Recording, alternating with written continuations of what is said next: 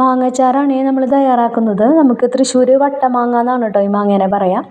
നമ്മളൊന്ന് ചെത്തി നോക്കിയപ്പോൾ അത് നല്ലോണം മൂപ്പ് കൂടി, എന്നാൽ മധുരമൊന്നും ആയിട്ടില്ല, നല്ലോണം പുളിയുണ്ട്.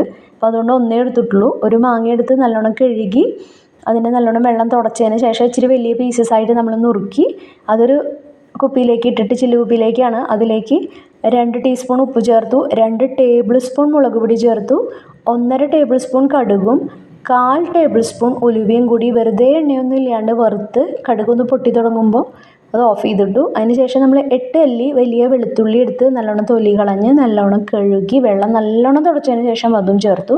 നമ്മൾ നേരത്തെ വറുത്ത് മാറ്റി വെച്ചിട്ടുള്ള കടുകും ഉലുവയും നല്ലോണം തരിയായിട്ട് തന്നെ, ഇച്ചിരി തരിയായിട്ട് തന്നെ പൊടിച്ചെടുത്തു, അതും ചേർത്തു. പിന്നെ നമ്മൾ ചേർക്കുന്നത് എണ്ണയാണ്. എണ്ണ നമ്മൾ ചൂടാക്കണമൊന്നുമില്ല, വെറുതെ അത് തന്നെയാണ് ഒഴിക്കുന്നത്. അതിങ്ങനെ മുകളിലേക്ക് പൊന്തി നിൽക്കുന്ന രീതിയിൽ തന്നെയായിട്ട് അങ്ങനെ അടച്ച് ഒരു 3 ദിവസമാണ് നമുക്ക് വെക്കേണ്ടത്. നമ്മളിവിടെ ഇപ്പോൾ 2 ദിവസം കൊണ്ട് തുറന്ന് നോക്കിയപ്പോൾ അച്ചാർ തയ്യാറായിട്ടുണ്ട്. നല്ല ടേസ്റ്റ് ഉണ്ട് കഴിക്കാനായിട്ട്. കായൊന്നും നമ്മളിതിൽ ചേർത്തിട്ടില്ല കേട്ടോ.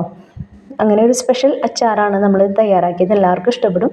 പിന്നെ നമ്മളുടെ ചാനലൊന്ന് സപ്പോർട്ട് ചെയ്യണേ.